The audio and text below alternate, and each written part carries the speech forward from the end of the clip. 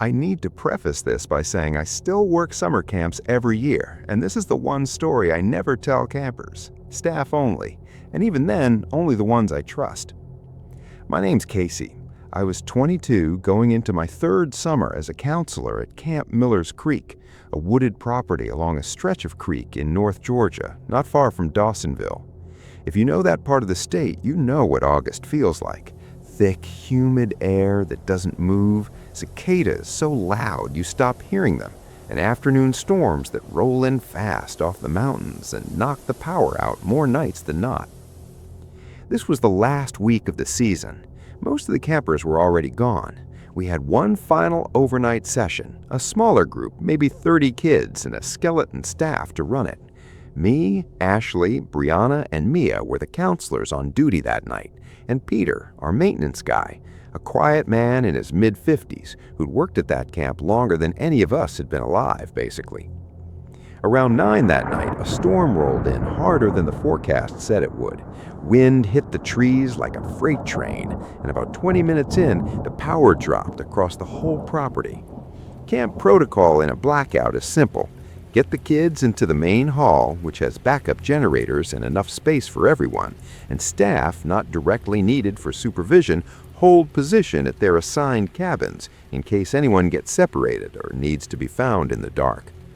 Ashley, Brianna, Mia, and I were assigned to the staff cabin, a small building near the edge of the property, closer to the tree line than any of the camper bunks. We had one lantern, a couple of flashlights, and a walkie that kept cutting to static every time thunder hit close.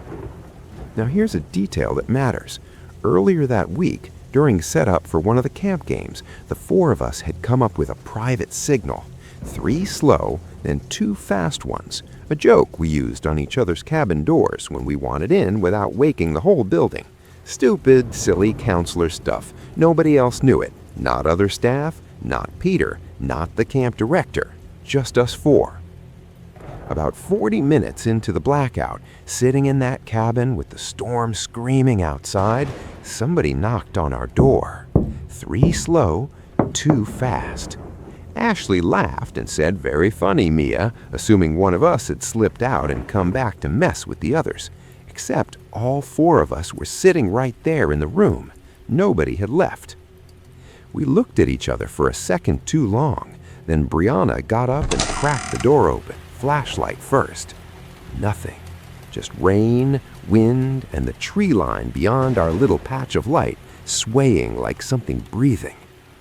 We laughed it off, sort of. Said it was probably a branch, a loose shutter, wind doing something weird against the doorframe.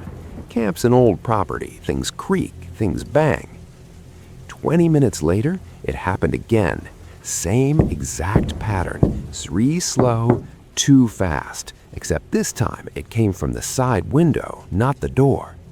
That's when the joke stopped being funny. Mia radioed to the main hall to check if anyone had wandered off from the group. A camper looking for us, another counselor pulling a prank. Static answered her twice before Peter's voice finally cut through, telling her everyone was accounted for in the main hall, head count was solid, and nobody had left the building since the power went out. So who was outside our cabin? I want to describe what that next hour felt like because I don't think I've ever been more aware of my own heartbeat. Every few minutes, the knock would come again, never in the same place twice, moving around the perimeter of the cabin like whoever was doing it was slowly circling us in the dark, testing every window, every door, patient about it. 3 slow, 2 fast, every single time. Never wrong, never once off pattern, which honestly made it worse than if it had been random. Random, you could tell yourself, was the storm. This wasn't random. This was someone who knew exactly what they were doing and exactly what it would do to us. Brianna started crying quietly around the 3rd or 4th time. Ashley kept the flashlight aimed at the door like that would do anything. I remember the smell of wet pine coming in under the door, mixed with the ozone smell right after lightning strikes close, and underneath it all, faint but there, something almost sour, like standing water that's been sitting too long. I don't know if that last part was real or it's my brain just built it to match how scared I already was. Around 11, the knocking stopped for a stretch, long enough that we let ourselves breathe again, let ourselves think maybe it had given up, whatever it was. Mia went to check the door lock for the third time that night, and through the small window beside it, in a flash of lightning, she said she saw a shape standing at the edge of the trees, not moving, just standing there facing the cabin, still enough that for a second she thought it might be a fence post or a low branch, until the next flash came and it was 3 feet closer than it had been. She didn't wait to see if it moved again. She screamed for us to get to the bathroom, the one interior room with no windows, and we did. All 4 of us crammed in there in the dark, listening. The knocking started again almost immediately after we shut that door. Not on the cabin door this time, on the bathroom wall. 3 slow, 2 fast, right beside our heads, through maybe 4 inches of wood paneling. I have never in my life wanted a flashlight to run out of batteries less than I did in that moment, because turning it off felt more dangerous than leaving it on, and leaving it on meant somebody outside could see exactly where we were standing. Peter showed up maybe 15 minutes later. Mia had gotten one more garbled call through on the radio, enough for him to understand something was very wrong. He came up to the cabin with a flashlight and, from what he told us after, an old baseball bat he kept by the maintenance shed door for exactly this kind of situation, though he'd never had to use it before. He said when he got close, he saw someone, a man, he thought, though it was hard to say for sure in the storm, moving away from the cabin fast, toward the tree line, and then gone. He didn't chase, said it wasn't worth it in weather like that, in the dark, on unfamiliar ground, not against something that clearly knew that property better than he expected anyone but staff to. Camp called the sheriff's department out of Dawsonville that night. Deputies searched the tree line and the access road at first light, and they did find something. Footprints, several sets, circling the cabin at a distance just outside where our flashlight beams had reached, plus a spot back in the trees where it looked like someone had been sitting and watching for a while. Cigarette butts, a flattened patch of grass, no ID, no mane, no clean answer. The official conclusion was a trespasser, possibly someone who'd been squatting on the property before camp season started and gotten cornered by the storm, using the blackout as cover to test doors, maybe looking for shelter, maybe looking for something worse. Case stayed open. Nobody was ever caught. That's the part I can live with, honestly. People trespass, people do strange, threatening things in storms. It's scary, but it's explainable. Here's the part I can't explain. The knock. 3 slow, 2 fast. We made that up 2 days before in a locked cabin, just the 4 of us, as a joke nobody else was in the room for. We never used it outside, never wrote it down, never told another soul at that camp. Now hit that like button, it genuinely helps this channel grow. Subscribe if you want more skin-crawling stories. Share it. Let us know in the comments what kind of stories you would like to hear next. I've worked 5 summers at different camps across the Pacific Northwest, and I have exactly one story I won't tell around a campfire, because I don't like thinking about it in the dark. I'll tell it now, though. My name's Helen. I was 23, closing out my 2nd summer as a counselor at Camp Redwood, deep in the timber country outside a little logging town called Millbrook, Oregon, off Highway 38. If you've never been out that way, it's beautiful in the way that isolated places are beautiful. Douglas firs so tall they swallow the sky, fog that sits low in the valleys until almost noon, and roads that wind for miles without a single house, a single light, a single reason to think anyone else is out there. It was the last day of camp season. All the campers had already gone. Their buses left hours earlier, full of kids and noise and goodbye hugs. What was left was just us, the closing crew. Me, my friend Nat, 21, and the Whitfield twins, Cody and Dylan, both 22, who'd been counselors together since they were teenagers themselves. We'd spent the whole afternoon doing final walkthroughs, checking off closing lists, hauling gear into storage. By the time we were done, we'd missed our scheduled ride, so we ended up on the very last bus out, the one that usually just hauls leftover supplies and whichever staff were running behind. Driving that bus was Mr. Harlan. He'd been doing camp routes for over 15 years, a quiet, weathered guy in his early 60s who knew those back roads better than anyone alive, or so we always assumed. He was already annoyed we were running late, kept checking his watch like the delay actually mattered to him personally. We piled on around 8:30, right as the light was starting to go soft and gray, that low Pacific Northwest evening haze settling into the trees. I remember Nat cracking a joke about finally getting to go home and sleep in a bed that wasn't a bunk. Cody and Dylan were arguing about something dumb the way twins do. Normal. Easy. The kind of tired happy you feel on the last day of a long job. About 15 minutes in, storm clouds that had been building all afternoon finally broke loose over the mountains behind us, and Harlan announced he was taking a shortcut. Said the main highway probably had downed branches or flooding from the runoff, and this route would get us to the pickup point faster and safer. None of us thought twice about it. He'd been driving this road for 15 years. Why would we question him? But the road he turned onto didn't look like anything we'd recognized. Now, I'd taken this exact closing day route out of Redwood the summer before, and Nat had done it twice, and neither of us knew this stretch of road. No mile markers we'd recognized, no gas station we'd usually passed around the halfway point, nothing familiar at all. Just narrower and narrower logging roads, thick trees pressing in close enough on both sides that branches scraped the windows every so often with this thin screeching sound that set my teeth on edge. I pulled my phone out to check the map. No signal, not even one bar. I figured that was normal for the backcountry until I noticed Nat trying hers too, frowning the same way I was. "Hey," said Cody, leaning up toward the driver's seat. "This isn't the way we usually go, is it?" Harlan didn't answer right away. When he did, his voice had this flat, clipped quality to it that hadn't been there 20 minutes earlier. "Storm damage. Told you. Faster this way." It wasn't faster.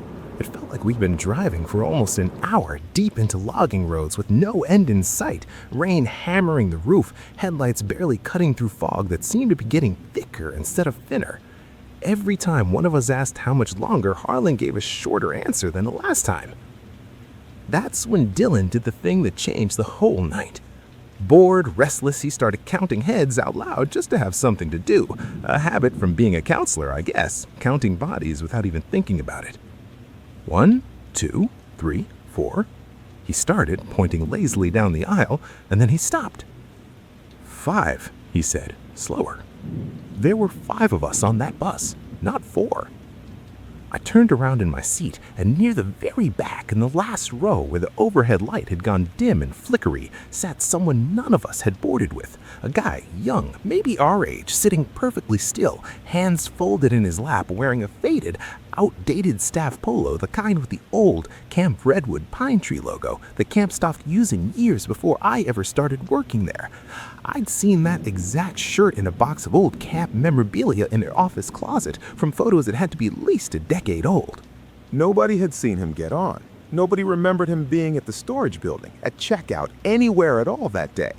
Cody called back to him, asked if he was one of the day crew guys, needed a ride into town. No response. Just sat there, staring straight ahead, not even reacting to his name being called, not blinking that we could tell in that low light.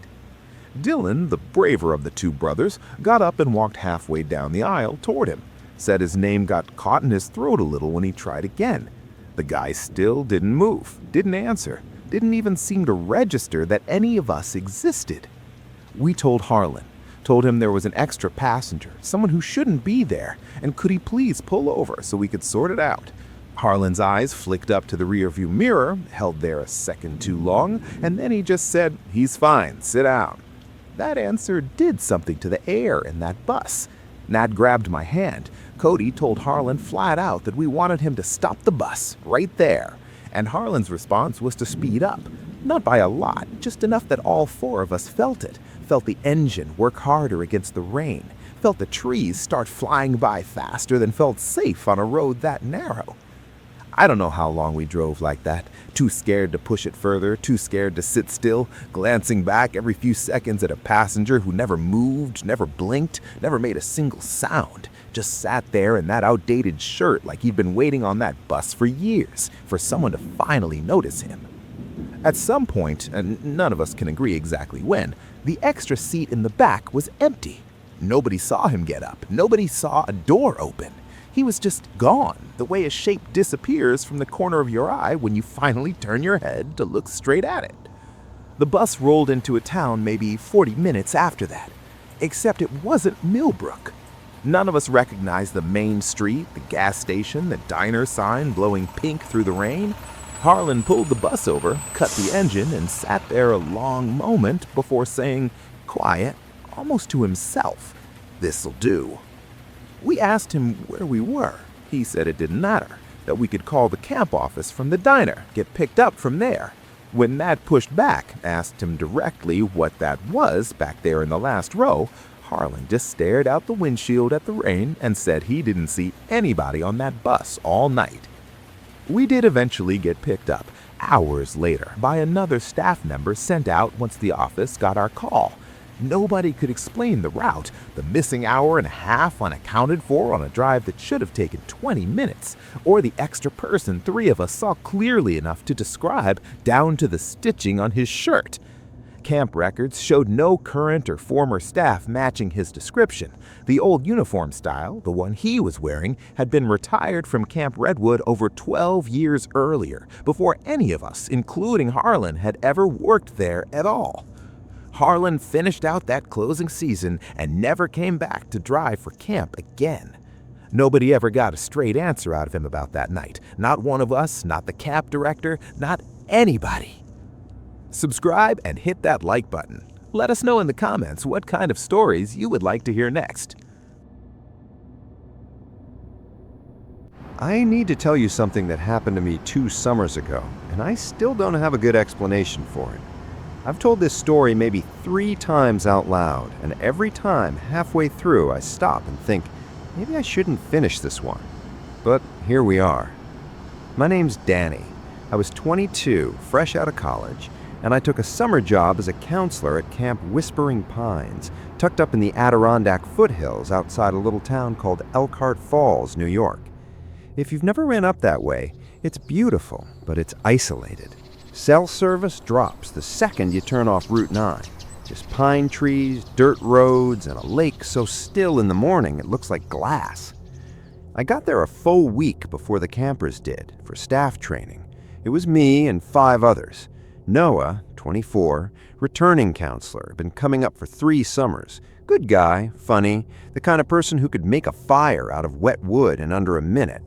Olivia, 23, ran the waterfront program. Hudson, 21, worked the kitchen and did odd maintenance jobs. Owen, 25, senior counselor, 4 summers deep, kind of the unofficial leader of us newer folks. And then there was Liam. Liam was the caretaker.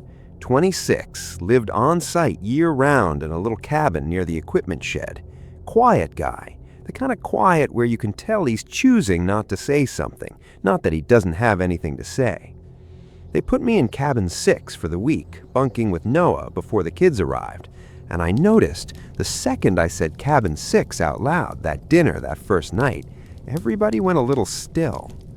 Owen kind of laughed it off. "Oh, you're in the fun one," he said, but it wasn't a real laugh. Later, Noah told me the story.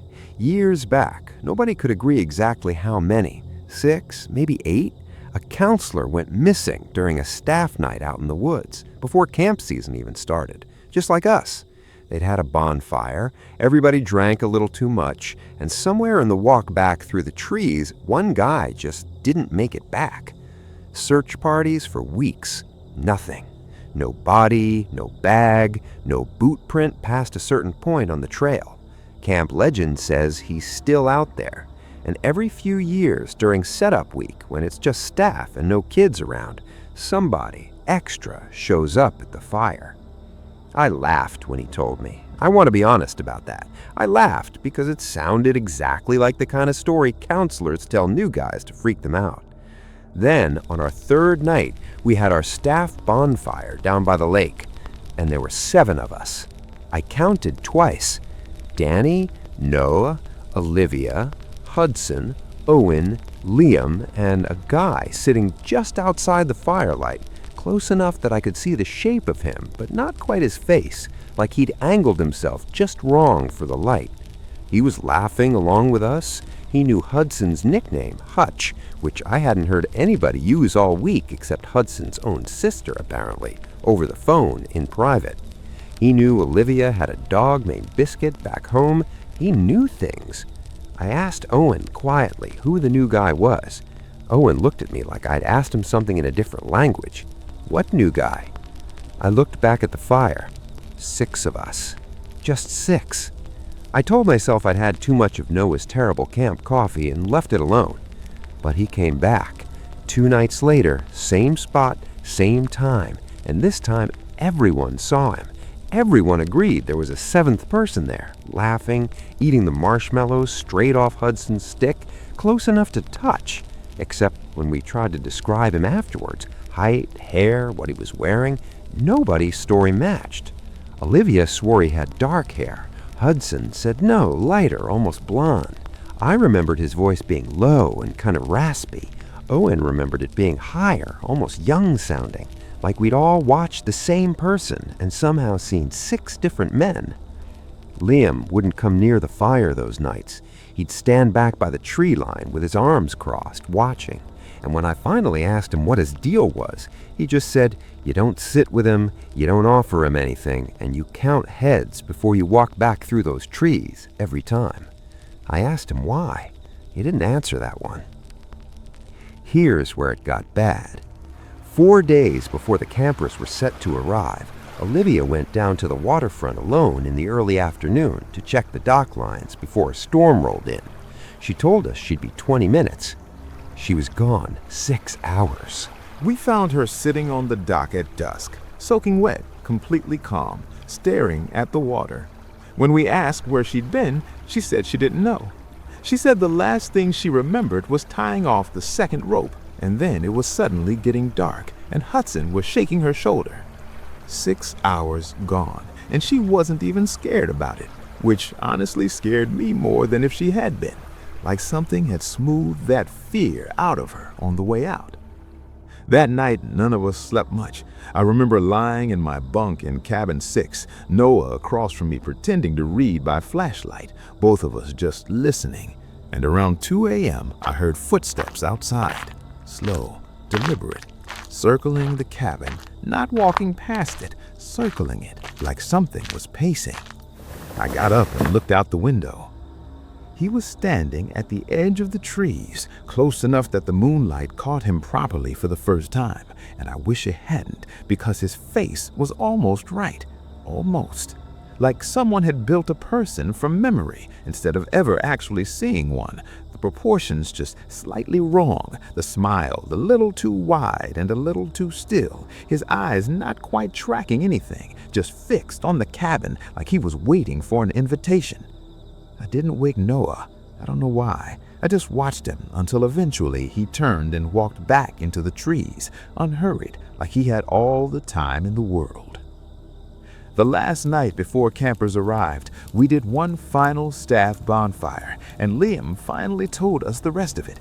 He said this had happened before, not just with the missing counselor years back, but other summers too, other camps in the region, stories he'd heard from caretakers at 3 different properties over the years, an extra person showing up during the empty week, learning names, learning voices, getting close enough, familiar enough, that eventually somebody walks into those woods alone with him and doesn't walk back out. He said the only thing that's ever worked is never letting the numbers be wrong. Always count. Never let anyone go into the trees one-on-one during setup week, no matter how well you think you know them. We should have listened better than we did, because near the end of that last bonfire, Noah got up to grab more wood from the pile near the tree line, alone. And about 90 seconds later, Noah walked back into the firelight from the exact same direction. Except Noah was already sitting next to me. Both of them stopped a few feet from the fire. Both of them looked exactly the same. Same flannel, same haircut, same tired half smile. And both of them said, at the exact same time, in the exact same voice, "Somebody grab me a beer."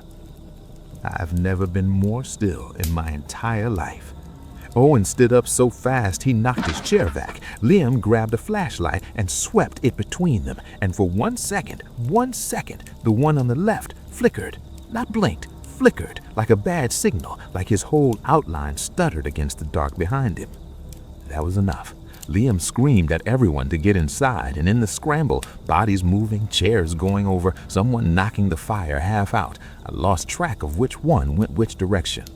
When the count came back inside the mess hall 5 minutes later, there were 6 of us. Danny, Noah, Olivia, Hudson, Owen, Liam. 6. The right number. Noah swore up and down it was him the whole time, that he never left, that he doesn't remember a version of him standing anywhere near the tree line.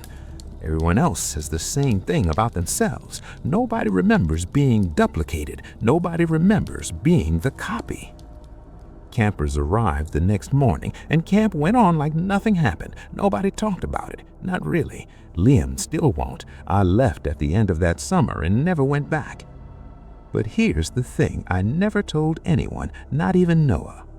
About a week after I got home, I was brushing my teeth, half asleep, glanced up into the bathroom mirror for just a second, less than a second. My reflection was doing something my hands weren't, just a flicker.